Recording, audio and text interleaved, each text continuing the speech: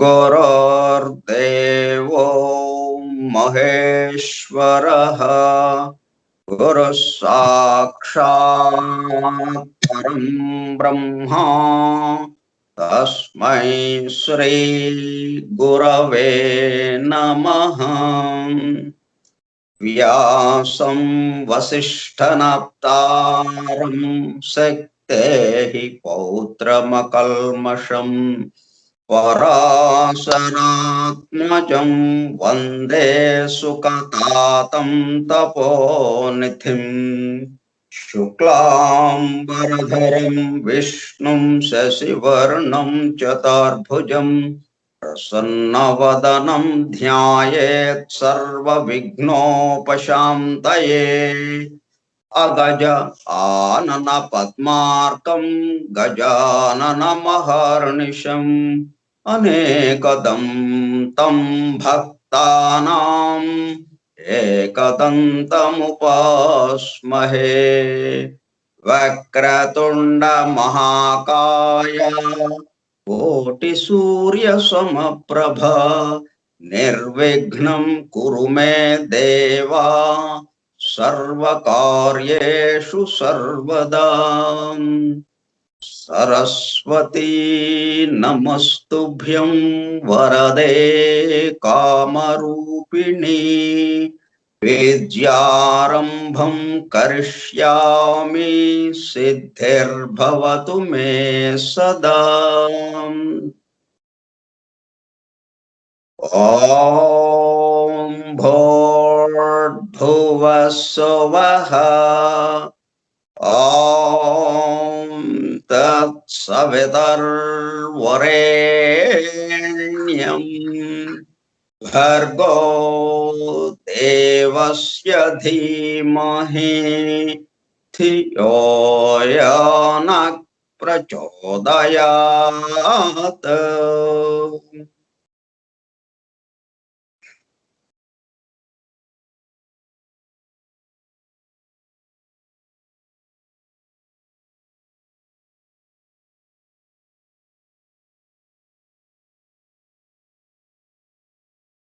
వాసుదేవ.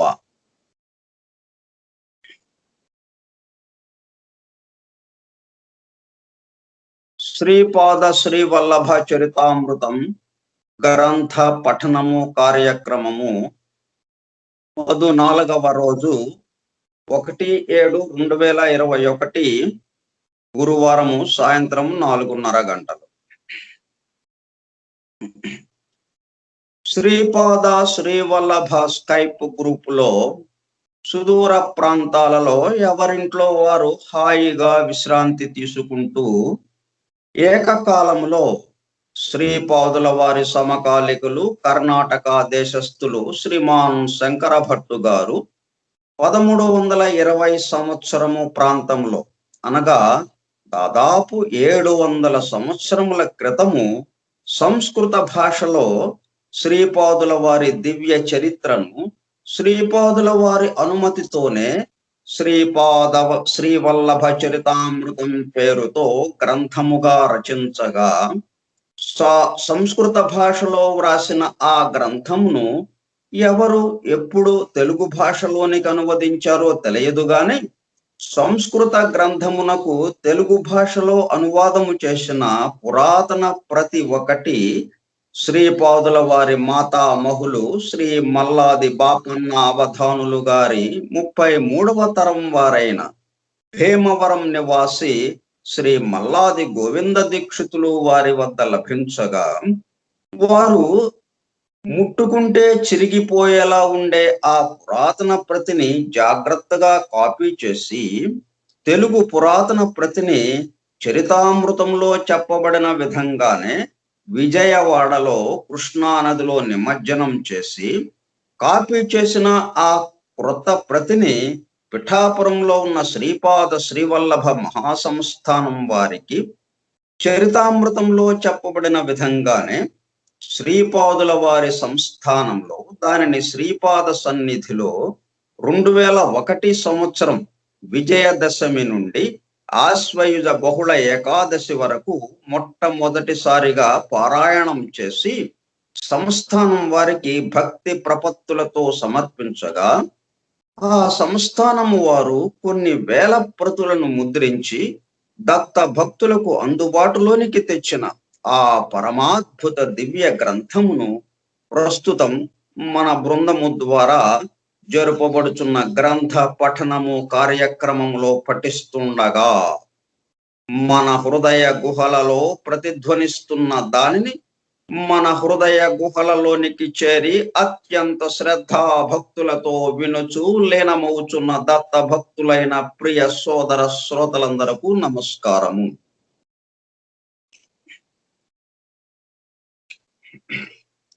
శ్రీపాదుల వారి సన్నిధి నుండి శ్రీ స్వామి వారి అనుగ్రహ ప్రసాద పారాయణ గ్రంథం శ్రీపాద శ్రీవల్లభ చరితామృతం. శ్రీపాద శ్రీవల్లభ మహాసంస్థానం, వేణుగోపాల స్వామి గుడి వీధి, పిఠాపురం. ఓం సర్వ జగద్రక్షాయ గురుదత్తాత్రేయ శ్రీపాద శ్రీవల్లభ పరబ్రహ్మణే నమః. మూల సంస్కృత గ్రంథ రచయిత శ్రీమాన్ శంకర భట్టు గారు కర్ణాటక దేశస్థులు, శ్రీపాదుల వారి సమకాలికుడు. తెలుగు ప్రతిని సంస్థానమునకు సమర్పించిన వారు శ్రీ మల్లాది గోవింద దీక్షితులు గారు, భీమవరం. శ్రీపాద వల్లభ స్తోత్రం. శ్రీపాద వల్లభ గురోః వదనారవిందం వైరాగ్య దీప్తి పరమోజ్వలమద్వితీయం మందస్మితం సుమధురం కరుణార్ద్రనేత్రం సంసారతాపహరణం సతతం స్మరామి. శ్రీపాదవల్లభ గురోః కరకల్పవృక్షం భక్తేష్టదాన నిరతం రిపు సంక్షయం వై సంస్మరణమాత్రచితి జాగరణం సుభద్రం సంసార భీతి శమనం సతతం భజామి. శ్రీపాదవల్లభ గురోః పరమేశ్వరస్య యోగీశ్వరస్య శివశక్తి సమన్వితస్య శ్రీపర్వతస్య శిఖరం ఖలు సన్నివిష్టం త్రైలోక్య పావన పదాబ్జం అహం నమామి. త్రైలోక్య పావన పదాబ్జం అహం నమామి. త్రైలోక్య పావన పదాబ్జం అహం నమామి.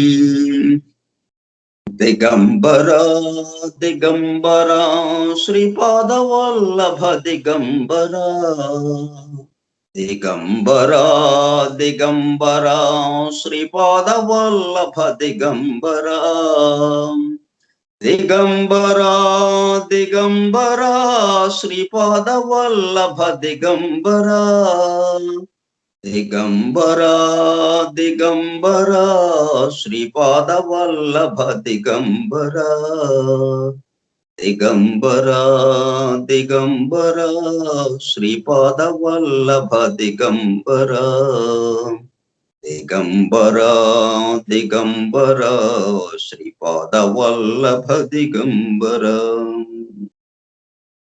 శ్రీపాదరాజం శరణం ప్రపద్యే శ్రీపాదరాజం శరణం ప్రపద్యే శ్రీపాదరాజం శరణం ప్రపద్యే.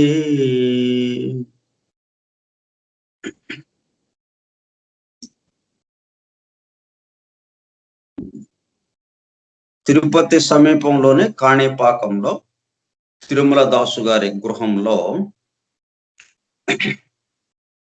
ఆయన ఉపదేశిస్తుండగా ఎవరికి, శంకర భట్టు గారికి శంకర భట్టు గారితో పాటు మనందరం కూడా ఆ ఉపదేశాన్ని అందుకుంటూ ఉన్నాం. నిన్న శంకర భట్టు గారు ఒక ప్రశ్న వేశారు. ఏమని? అంతటా నేను ఇట్లంటిని, అయ్యా నాకు ఒక సందేహము కలదు.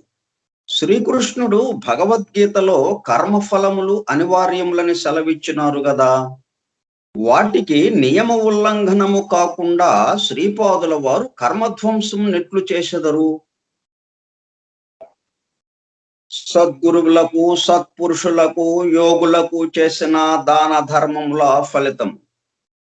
తిరుమల దాసు ఇట్లనెను, శ్రీకృష్ణుడు కర్మ ఫలితములను అనుభవింపవలననే చెప్పెను గాని జాగ్రత్త అవస్థలోనే వానిని అనుభవింపవలనని చెప్పలేదు. శ్రీకృష్ణుడు ఏం చెప్పాడు? శ్రీకృష్ణుడు కర్మ ఫలితములను అనుభవింపవలననే చెప్పెను గాని జాగ్రత్త అవస్థలోనే వానిని అనుభవింపవలనని చెప్పలేదు. వానిని స్వప్నావస్థలో కూడా అనుభవింపవచ్చును. భౌతికముగా శరీరముతో అనుభవించవలసిన 10 సంవత్సరముల కర్మమును మానసిక క్షోభ వలనను, స్వప్నములలోని మానసిక బాధల వలనను కొద్ది ఘడియలలో అనుభవించి రాహిత్యమును పొందవచ్చును. సత్పురుషులకు, యోగులకు దాన ధర్మములు, సేవలు చేయుట వలనను, దేవతా కైంకర్యములు చేయుట వలనను కూడా పాపకర్మ క్షయమగును. దేవతామూర్తులు పుణ్యస్వరూపములు. వాటికి కైంకర్యములు చేయుట వలన మన పాపము వాటికి ఆపాదింపబడి వాటి పుణ్యము మనకు ఆపాదింపబడును. పుణ్యమూర్తులకు దాన ధర్మములు, సేవలు చేయుట వలన కూడా ఇదే విధముగా బదలాయింపు జరుగును. సమర్థ సద్గురుని ధ్యానము చేయుట వలన ధ్యాన శక్తి మధ్యమమున బదలాయింపు జరుగుచుండును. సద్గురువు తన శిష్యుని నుండి సేవలను గైకొని ఆ సేవా మధ్యమమున శిష్యుని పాపకర్మలను తాను స్వీకరించి తన తపఫలమును శిష్యునకు సంక్రమింపజేయును. పాప ఫలమును ఎవరో ఒకరు అనుభవింపక తప్పదు. అయితే దేవతామూర్తులు, అవతార పురుషులు మహా తేజోమూర్తులు గనుక, వారు అగ్ని స్వరూపులు కనుక తాము స్వీకరించిన పాప కర్మములను వారు దగ్ధము కావించగలుగుదురు. వారికి మనము పత్ర, ఫల, పుష్పాదులు సమర్పించిన కూడా మన పాప కర్మములు వారి పుణ్యరాశి పరస్పరము బదలాయింపు జరుగుచుండును. మన ఆర్తి, భక్తి, శరణాగతి ఎంత తీవ్రముగా నుండినా ఈ బదలాయింపు కూడా అంత తీవ్ర స్థాయిలో జరుగుచుండును. ఒక్కొక్క పర్యాయము తన ఆశ్రితుల పాప కర్మములను నిర్జీవ పదార్థములైన రాళ్ళు, రప్పలు మొదలగు వానికి శ్రీపాదుల వారు బదలాయించుచుందురు. ఆ రాళ్ళు, రప్పలను కొట్టుట ద్వారాను, రకరకముల చిత్ర మార్గముల ద్వారాను వారు ఆ కర్మ ఫలమును ధ్వంసము చేయుచుందురు. దీనికి నీకు ఒక చిన్న దృష్టాంతమును చెప్పెదను, శ్రద్ధగా వినుము. శ్రీపాదుల వారు పుట్టినప్పటి నుండి వారికి పాల సమస్య ఉండేది. సుమతి మహారాణికి తన బిడ్డకు కావలసినంత క్షీరధారలు లేకుండెను. వారి ఇంట ఒక ఆవు ఉండేది. వారింటనున్న కాలాగ్ని శమన దత్తునకు నైవేద్యముగా పెట్టుటకు స్వల్ప క్షీరము మాత్రము అవసరమగుచుండెడిది. ఆ ఆవు కేవలము ఆ స్వల్ప క్షీరమును మాత్రమే ఇచ్చుచు గోవత్సమునకు మాత్రము సంపూర్తిగా క్షీరమునిచ్చుచుండెను. అది ఒక వింత ప్రవృత్తిగా ఉండెను. కాలాగ్ని శమన దత్తునికి నైవేద్యముగా నుంచిన ఆ స్వల్ప క్షీరమును ఒక్కొక్క పరి శ్రీపాదుల వారు నైవేద్యమునకు ముందే రహస్యముగా పూజా మందిరమున చొరబడి త్రాగడివారు. అట్టి దినమున శ్రీ అప్పలరాజు శర్మ గారు దత్త ప్రభువునకు బెల్లం ముక్క నైవేద్యము నిడి నిరాహారముగా నుండెడివారు. భర్త నిరాహారముగా నున్న రోజున సుమతి మహారాణి కూడా నిరాహారముగా నుండెడిది. ఒకవేళ నైవేద్యము పర్యంతము వరకు ఆగిన ఎడల శ్రీపాదుల వారే ఆ క్షీరమును త్రాగడివారు. తమ వంశంలోని ఇంతటి అపూర్వ దివ్య శిశువునకు చాలినంత క్షీరమును కూడా ఇవ్వలేని స్థితిలోనున్నందుకు తల్లిదండ్రులు ఎంతయో విచారించడివారు. సమృద్ధిగా క్షీరమును ఇవ్వగల ఆవును శ్రీ అప్పలరాజు శర్మ గారికి ఇవ్వవలనని పైండ వెంకటప్పయ్య శ్రేష్ఠియు నరసింహవర్మయు అనేక ప్రయత్నములు చేసిరి. కానీ అవి అన్నియును వ్యర్థమాయను. అప్పలరాజు శర్మ ఎట్టి పరిస్థితులలోనూ దానమును స్వీకరించరు. అది ఆయన వ్రతము. దాన స్వీకరణము వలన పాపము చుట్టుకొనునని వారి అభిప్రాయము. వారు వేద పండితులు కనుక వేద సఫలమైన జరిగినచో వేద సంభావనను మాత్రమే స్వీకరించేవారు. వారికి పౌరోహిత్యము వలన రాబడి కూడా తక్కువ. వారు కేవలము పైండ వెంకటప్పయ్య శ్రేష్ఠి గారికి నరసింహవర్మ గారికి మాత్రమే పౌరోహిత్యము చేసేవారు. వారిరువురు సామాన్యముగా పురోహితులకు ఇచ్చు ద్రవ్యము కంటే ఎక్కువగా ఇచ్చేటి సాహసము చేసిన అప్పలరాజు శర్మ గారు కోపగించుకునేవారు. అప్పలరాజు శర్మ గారు తమ మామగారైన సత్య ఋషీశ్వరుల నుండి కూడా ఏమీయును స్వీకరించేవారు కారు. కార్తీక పౌర్ణమి నాడు సుమతి మహారాణి పుట్టిన రోజు ఆ రోజున మాత్రము బాపనార్యుల ఇంట భోజనము చేసేవారు. అట్లే తమ జన్మదినమైన వైశాఖ శుద్ధ తదియ రోజున మామగారింట భోజనము చేసేవారు. కాలక్రమమున శ్రీపాద జయంతి అయిన గణేష చతుర్థి నాడు కూడా బాపనార్యుల ఇంట భోజనము చేసేవారు. కుటుంబం యొక్క ఈ దుస్థితిని తలంచుకుని సుమతి మహారాణి ఒకనాడు భర్తతో, నాథ, మా పుట్టినింటి వారు స్థితిపరులే కదా, పైగా వారు కూడా నిష్ఠాగరిష్టమైన శ్రోత్రియ సంస్కారముల వారు. శ్రీమంతులైన మా మల్లాది వారి నుండి గోవునొకదానిని స్వీకరించుటలో నాకు దోషమేమీయును కనబడుటలేదు. శ్రీపాదునికి కడుపు నిండుగా క్షీరమును కూడా ఇవ్వలేని స్థితిలోనున్నాము. మీరు సావధానముగా ఈ విషయమును ఆలోచించవలసినదిగా నా మనవి అనెను. అంతటా అప్పలరాజు శర్మ ఇట్లనెను, సౌభాగ్యవతి, నీవు చెప్పెడి విషయము బాగుగానే ఉన్నది. సత్య ఋషీశ్వరులు పాపరహితులు కావున వారి నుండి గోవును స్వీకరించుట వలన దోషమేమియు నుండనేరదు. కాని ఈ విషయమున ధర్మశాస్త్ర ప్రకారము ఆమోదము అత్యావశ్యకము. శ్రీపాదుడు దత్తావతారుడనే మహనీయులు చాలా మంది తెలిపి ఉన్నారు. శ్రీపాదుని జననమునకు పూర్వము నుండి ఇప్పటి వరకు అత్యంత ఆశ్చర్యకరమైన విషయములు నడచుచున్నవి. ఇది దత్తుని యొక్క నవావతారమే అయిన ఎడల మన ఇంటనున్న గోమాతయే సమృద్ధిగా క్షీరమునియవచ్చును కదా, లేదా నీకు క్షీర సమృద్ధి కలుగ చేయవచ్చును కదా. అదియునుగాక పెద్దవాడైన శ్రీధరరాజ శర్మ అంధుడిగాను, చిన్నవాడైన రామరాజ శర్మ కుంటివాడుగాను ఉన్నారే. శ్రీపాదుడు వారిద్దరును అంగవైకల్యము నుండి విముక్తులుగా చేయవచ్చును కదా. నీవు ఈ విషయము నీ నాయనతో చర్చింపుము, లేదా శ్రీపాదుడనే అడుగుము. వచ్చి నా నియమము ఉల్లంఘింపబడి తీరవలసిన విషమ సమస్యను దైవము నాకు సృష్టించుట ఉచితము కాదు. సుమతి మహారాణి ఈ విషయమును తన తండ్రికి నివేదించెను. బాపనార్యులు మందహాసముతో ఇట్లనిరి, అమ్మణి, ఇది అంతయును శ్రీపాదుని విలాసమే. శ్రీపాదుడు సమస్యలను పరిష్కరించుటలోనే గాక సమస్యలను సృష్టించుటలో కూడా నేర్పరి. శ్రీపాదుడు దత్తుడేనని నేను యోగ దృష్టితో గమనించి తిని. మన ఇంట గో సమృద్ధి ఉన్నది. గోవునిచ్చుటకు నాకు సమ్మతమే గాక మహదానందప్రదము. దత్త ప్రభువునకు గోక్షీరము అత్యంత ప్రీతిపాత్రము. నీ భర్త చెప్పినట్లు ధర్మశాస్త్రము యొక్క ఆమోదము ఆవశ్యకమే. ఆహా, ఏమి విధి వైపరీత్యము! మామ నుండి సొత్తును ఏ విధముగా చేజిక్కించుకొనవలెనో అని పరిపరి విధముల ప్రయత్నించు జామాతలు లోకమున లెక్కకు మిక్కుటముగానున్నారు. ఆయనను నా అల్లుడు మాత్రము అగ్నిహోత్రముతో సమానము. అతని నియమమును భంగపరచ యత్నించిన మనము వెర్రి వాళ్ళ మగుదుము.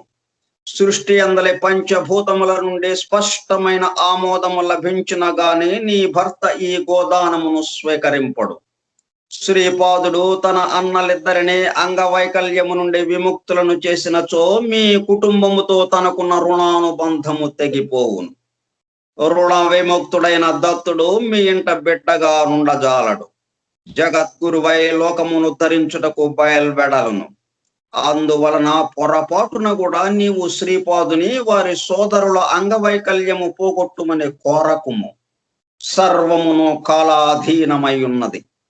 ఆ కాలము శ్రీపాదుని అధీనమై ఉన్నది. శ్రీపాదుడు సంకల్పించిన నీకు క్షీర సమృద్ధి కలిగి తీరును. అయితే శ్రీపాదునితో నీకు రుణానుబంధము నశించును. రుణ విముక్తుడైన ఈ దత్త ప్రభువు మన కుటుంబములకు పరిమితుడుగాక విశ్వ గురుత్వము వహింప గృహము నుండి పలాయనము చిత్తగించును. శ్రీపాదుడు సంకల్పించిన మీ ఇంటనున్న గోవు క్షీర సమృద్ధమై తన వింత ప్రవృత్తిని విడనాడి క్షీరము నొసంగును. అప్పుడసలు ఈ సమస్యయే తలెత్తదు. కావున నీవు కొంతకాలము ఓరిమి వహించుము. దత్తుడు కల్పించిన ఈ విషమ సమస్యను దత్తుడే పరిష్కరించును అని తెలిపాను. అంతట శంకర భట్టు, అయ్యా, శ్రీపాదుల వారి అన్నలిద్దరును అంగవైకల్యముతో జనించుటకు గల కారణమేమి? దానికి కుటుంబపరమైన కర్మదోషములున్నవా అని ప్రశ్నించను. అంతటా తిరుమల దాసు ఇట్లనెను, నాయనా, శ్రీ దత్తాత్రేయుల వారు సాయం సంధ్యలో అవతరించిరి. శ్రీపాదుల వారు ఉషకాలమున అవతరించిరి. రాబోవు శ్రీ నృసింహ సరస్వతి అవతారము మెట్ట మధ్యాహ్నము అభిజిత్ లగ్నమునందు జరుగును. దత్త లీలలు అగాధములు. సాయం సంధ్య తరువాత చీకటి ఆవరించును. జీవులు నిద్రావస్థలో నుందురు. కావున దత్తావతారము యోగ సాధనలలోని పరిణామ క్రమంలో సంపూర్ణ బాధ్యతను తాను వహించి జీవులను సుఖ నిద్ర పుచ్చినది. ఎటు వెళ్ళవలెనో, ఏమి చేయవలెనో, పరిణామము యొక్క ఏ దిశలో కదలవలెనో జీవులకు అంతుబట్టని గాఢాంధకారం. జీవులకు తెలియకుండగానే వారిలో పరిణామమును సాధించుట దత్తావతార విశిష్టత. జీవులకు తెలియకుండగానే వారిలో పరిణామమును సాధించుట దత్తావతార విశిష్టత. జీవులు ఏ ప్రయత్నమును చేయకయే లేదా స్వల్ప ప్రయత్నము చేతనే వారికి తెలియని రీతులలో అంతశ్చైతన్యము యొక్క అగాధ లోతులలో నుంచి పరిణామము వైపునకు పయనించిరి. ఇది కేవలము ఒక్క భూమండలమునకే పరిమితము కాదు. శ్రీపాదుల వారి ఆగమనము ఉషకాలమున జరిగినది. ఉషస్సునందు సూర్య భగవానుని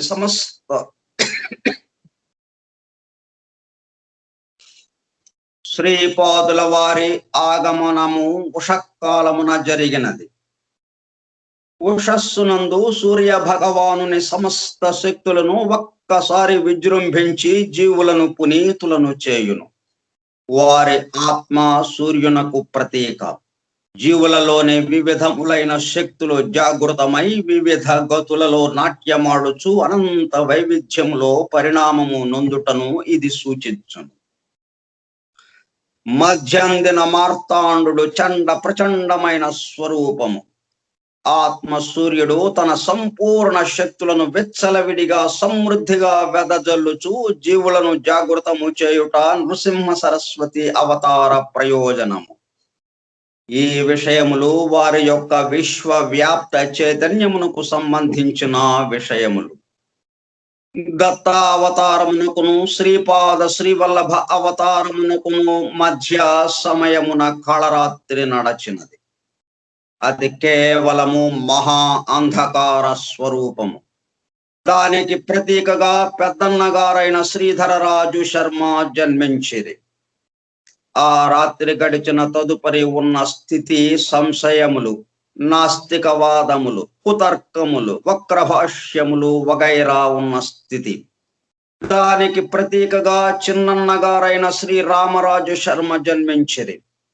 ఏ జీవి అయినను మహాంధకార సదృశమైన తమస్సును విడనాడి కుతర్కములు, శంకలు, వక్రభాష్యములు మొదలైన వాటితో కూడిన మనశ్చాంచల్య స్థితిని అధిగమించిన తదుపరి శ్రీపాద శ్రీవల్లభుల అనుగ్రహము పొందగలరు.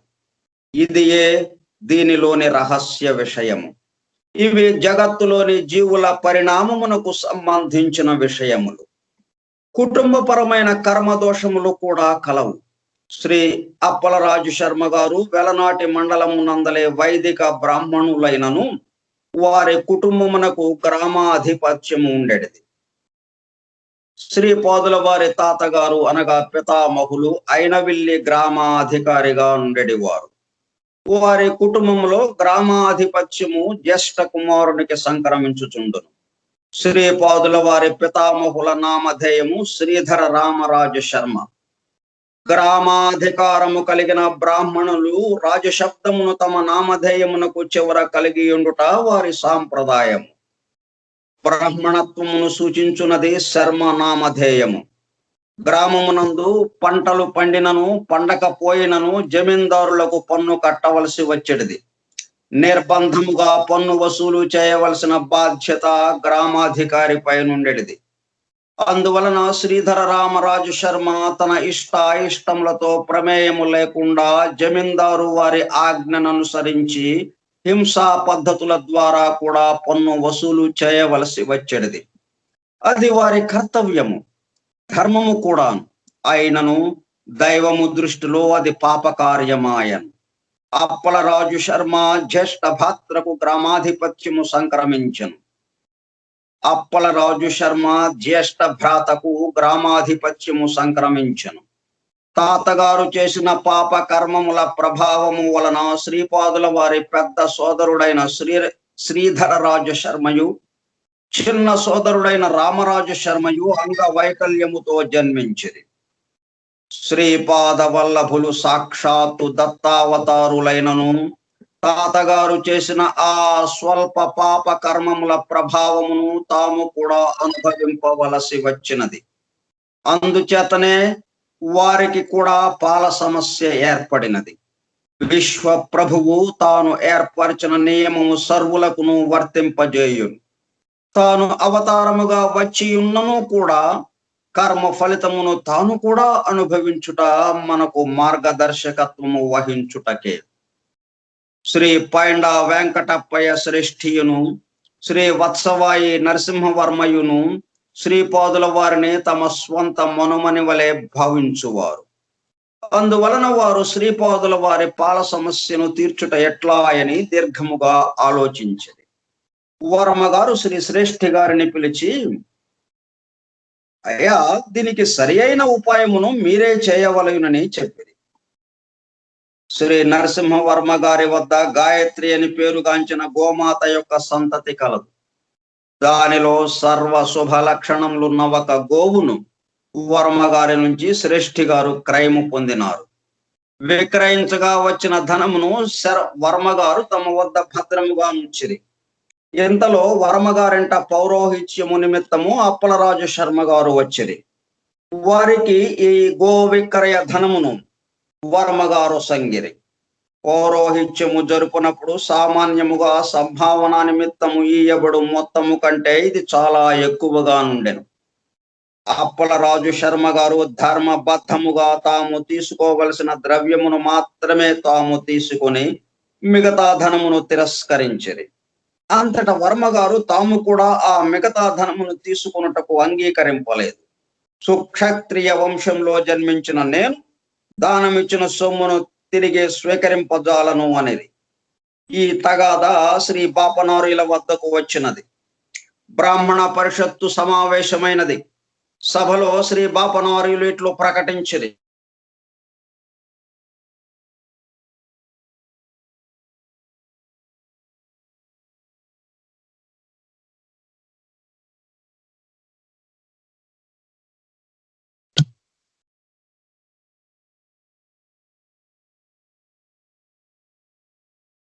సభలో శ్రీ బాపనార్యులు ఇట్లు ప్రకటించిరి. అప్పలరాజు శర్మ నిరాకరించిన ఈ మొత్తమును తీసుకున్నటకు ఇష్టపడే వారు తీసుకోవచ్చును.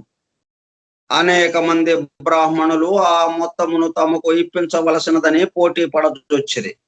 ఇది అంతయును విడ్డూరమైన విషయం. అంతటా తరుణ వయస్కుడైన పాపయ్య శాస్త్రి అను బ్రాహ్మణుడు, శ్రీపాదుడు దైవాంశ సంభవుడు కాడు, దైవమే అయిన ఎడల ఈ విచిత్ర పరిస్థితి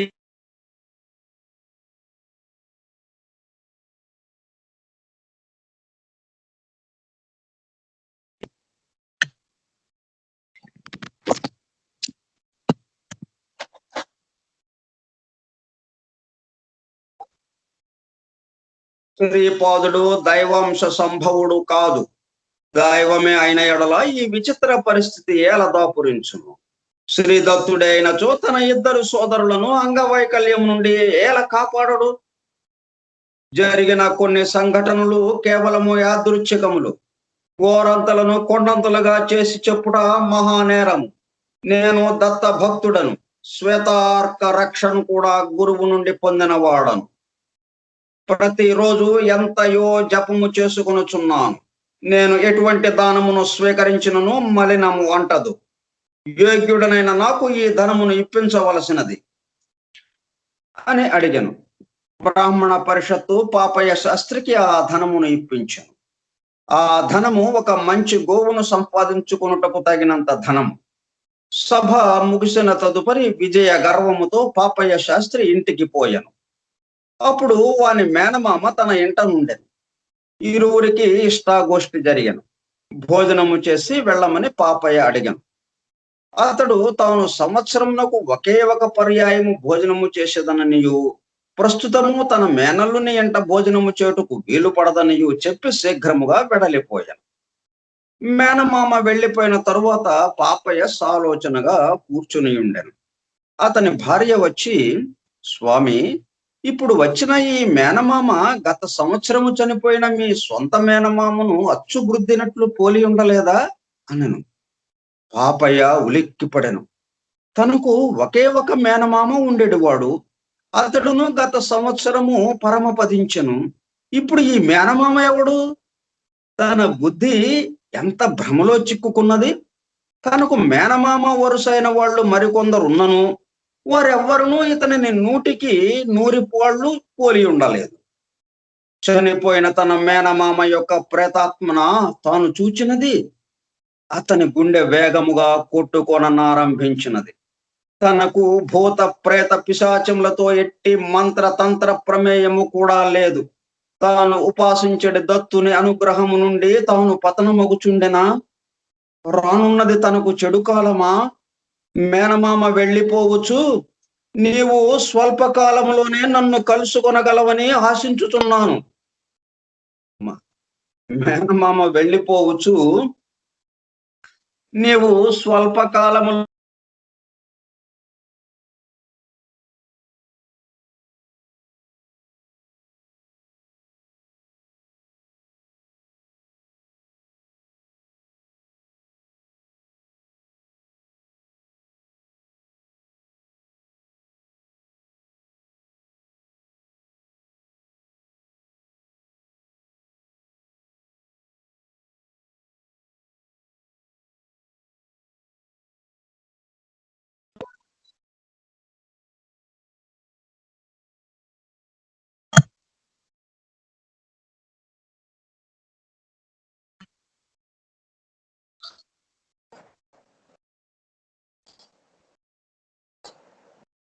స్వల్పకాలంలోనే నన్ను కలుసుకొనగలవని ఆశించుచున్నాను అని చెప్పిన మాటలు అతని మనస్సును పరి విధములా బాధింపతోడగా, తాను అనతి కాలంలోనే మరణించి తన మేనమామను పరలోకంలో కలుసుకుంటకు పోనున్నాడా? అతని గుండె బరువెక్కెను. ఓం ద్రాం దత్తాత్రేయాయ నమః అని అతడు జపించుకొనెను. ఆ రోజు జపమును ఏకాగ్ర చిత్తముతో చేసుకునలేకపోయాను. శ్రీ కుక్కుటేశ్వర ఆలయమునందలి స్వయంభూ దత్తుని దర్శించుకున్నటకు పోయాను. దత్తమూర్తిని ధ్యానింపతోడగాను. ఆ ధ్యానంలో తనకు శిరస్సు లేని దత్తుడు కనిపించసాగాను. అచ్చట కూడా జపము చేసుకున్నటకు కూర్చున్నప్పుడు మనస్సు చంచలముగా నుండెను. అర్చక స్వామి ప్రసాదమునిచ్చినప్పుడు ఆ ప్రసాదమంతయును విషపూరిత కలశమున ముంచి ఇచ్చునట్లు తోచెను. అర్చక స్వామి నవ్వుచూ ఏదో చెప్పుచుండెను. అయితే పాపయ్యకు మాత్రము ఈ ప్రసాదమును తిని తొందరగా మరణించు అని వినిపించుచుండెను. పాపయ్య ఇంటికి తిరిగి వచ్చినప్పటికీ తన భార్య నుదుట కుంకుమ కనిపించదాయను. నేను బ్రతికుండగానే కుంకుమ నేల తీసిదివి అని అతడు భార్యను గద్దించెను. రూపాయి కాసంత కుంకుమ బొట్టును పెట్టుకుని ఉండగా భర్త తననిట్లు గద్దించి మాట్లాడుట ఆమెకు వింతగా తోచెను. పాపయ్యకు మనస్థిమితము తప్పినని ప్రచారము వేగవంతమాయను. పీఠికాపురమున వదంతులు, పుకార్లు, విమర్శలు మెండుగా నుండెను. పాపయ్యకు మానసిక చికిత్స, భూత చికిత్స మొదలైనవి చేయబడుచుండెను. తనకు పిచ్చి లేదనియు, తాను చెప్పేడి విషయములన్నీయు యథార్థంలే అని అతడు చెప్పుచుండెను. అచటనున్న జనులు పిచ్చివాడు కూడా ఒక్కొక్కప్పుడు తర్కబద్ధముగా మాట్లాడుచుండునని చెప్పుకొనసాగేది. పాపయ్య భార్యకు ఒక మంచి ఆలోచన వచ్చింది. అజ్ఞాన వశమున తన భర్త శ్రీపాదుని నిందించిన కుకర్మకిది ఫలితమని ఆమె తలపోసెను. నోరు లేని పాషాణమూర్తులైన దేవతామూర్తుల కంటే సశరీరుడై దివ్యాంశులతో వెలుగొందు శ్రీపాదుని శరణుజొచ్చుట శ్రేయస్కరమని ఆమెకు తోచెను. ఆమె శ్రీపాదుని ఇంటికి వచ్చినది. వానిని ఎత్తుకుని ముద్దాడినది. ఏకాంత సమయము చూసుకుని వానితో తన యొక్క దురవస్థను తెలిపినది. శ్రీపాదులిట్లనిరి, అత్తా, ఇదంతైనో ఒక చిన్న సర్దుబాటుతో సమసిపోవును. నీవు నాకు మాతృ సమానురాలవు గనుక ఈ రహస్యమును నీకు చెప్పుచున్నాను. నీవు ఎంత మాత్రము ఆలస్యము చేయక నూతన గృహమును నిర్మించుకొనుము.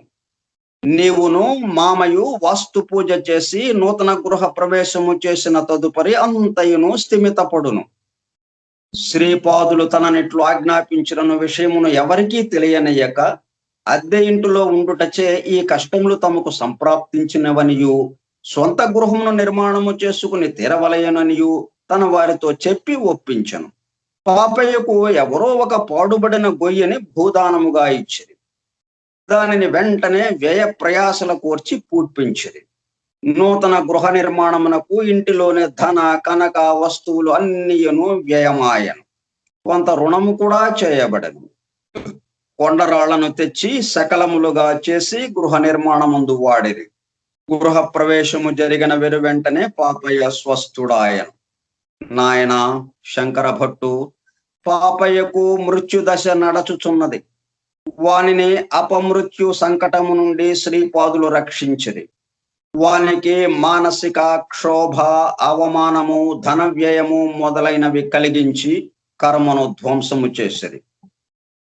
అంతేకాకుండా పాపయ్య చెడు కర్మను కొండరాళ్లలోనికి ఆకర్షించి వాటిని సకలములుగా ఖండించుట ద్వారా పాపయ్య కర్మను నశింపచేసిరి.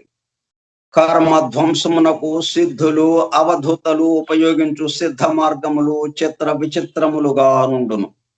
స్వస్థుడైన పాపయ్యతో శ్రీపాదులిట్లనిరి, నీవు ఎంతటి బుద్ధిహీనుడవు, బుర్రలేని వాడవు.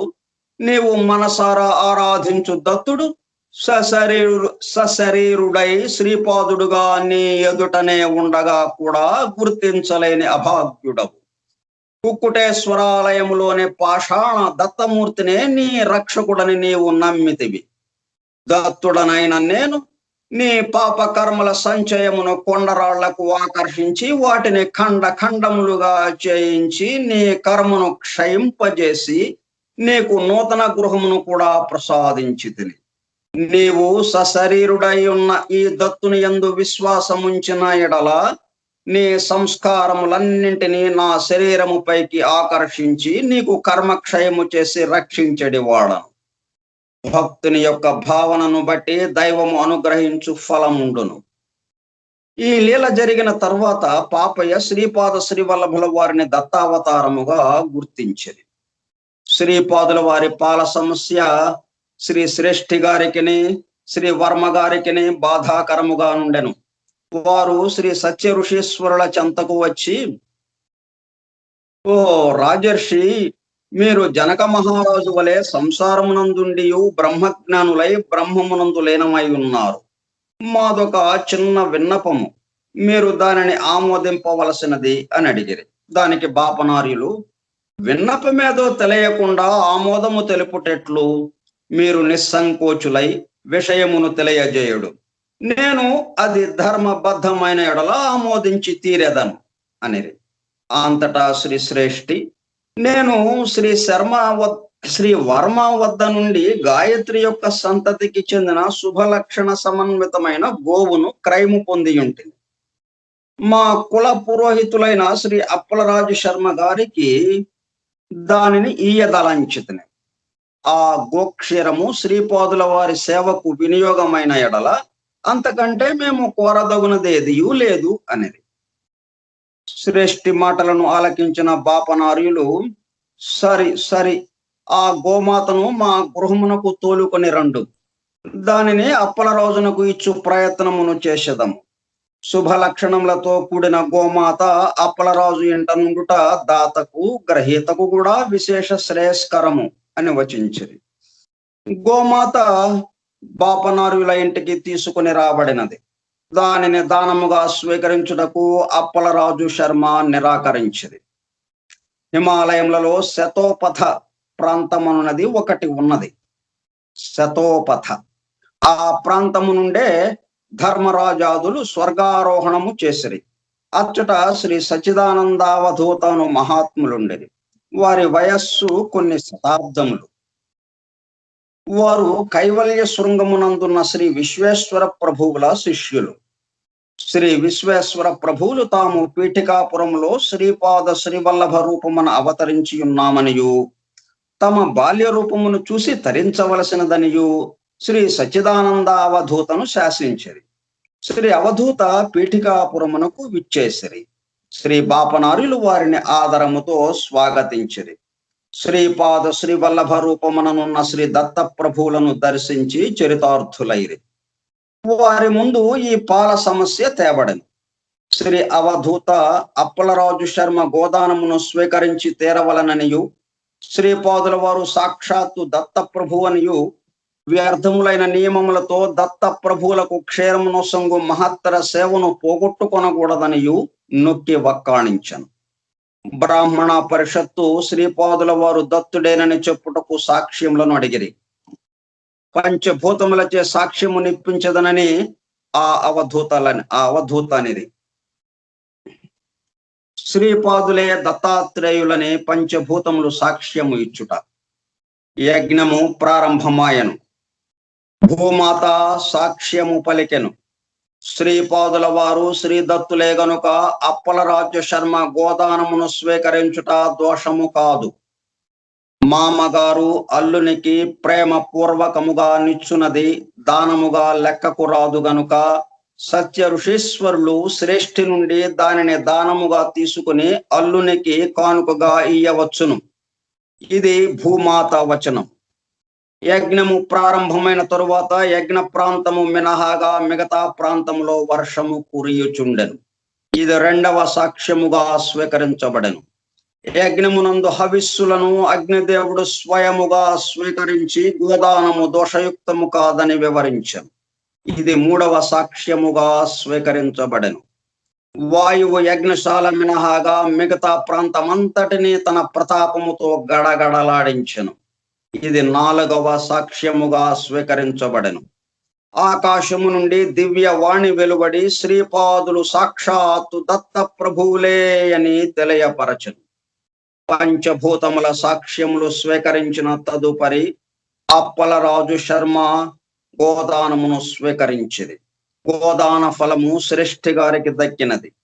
అందుచేత గోవు యొక్క ధరను నరసింహవర్మ అప్పలరాజునకు ఇచ్చునట్టు నిర్ణయించబడినది.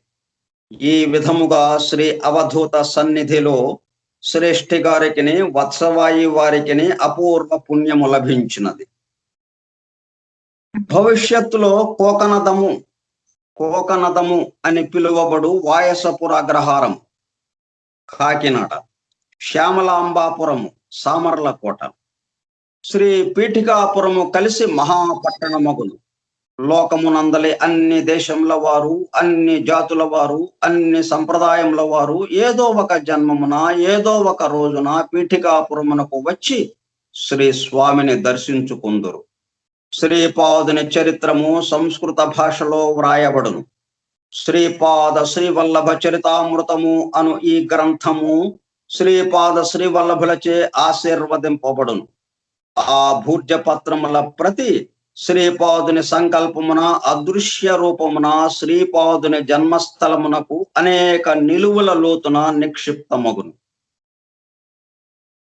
ఆ భూర్జ పత్రముల ప్రతి శ్రీపాదుని సంకల్పమున అదృశ్య రూపమున శ్రీపాదుని జన్మస్థలమునకు అనేక నిలువుల లోతున నిక్షిప్తమగును. వారి జన్మస్థలమునందు పాదుకా ప్రతిష్ఠ, ఆలయ నిర్మాణము జరుగును. శ్రీపాదుల వారికి గోదానము చేయగలిగిన మహాపుణ్యశాలి వైశ్య శ్రేష్ఠుడైన పాయండ వెంకటప్పయ్య శ్రేష్ఠి ధన్యుడు. వారి కుటుంబమున సిరి సంపదలకు లోటు ఉండదు.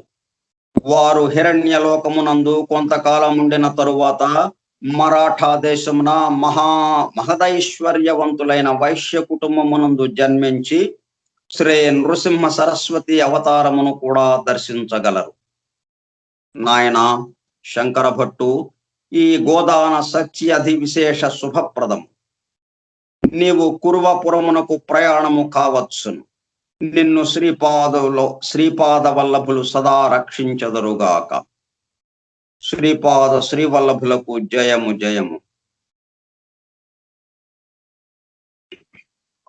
ఈ అధ్యాయం అయిపోయింది. శ్రీపాదరాజం శరణం ప్రపద్యే, శ్రీపాదరాజం శరణం ప్రపద్యే, శ్రీపాదరాజం శరణం ప్రపద్యే. దిగంబరా దిగంబరా శ్రీపాద వల్లభ దిగంబరా, దిగంబరా దిగంబరా శ్రీపాద వల్లభ దిగంబరా, దిగంబరా దిగంబరా శ్రీపాద వల్లభ దిగంబరా, దిగంబరా దిగంబరా శ్రీపాద వల్లభ దిగంబరా, దిగంబరా దిగంబరా శ్రీపాద వల్లభ దిగంబరా, దిగంబరా దిగంబరా శ్రీపాద వల్లభ దిగంబరా, దిగంబరా దిగంబరా శ్రీపాద వల్లభ దిగంబరా, దిగంబరా దిగంబరా శ్రీపాద వల్లభ దిగంబరా,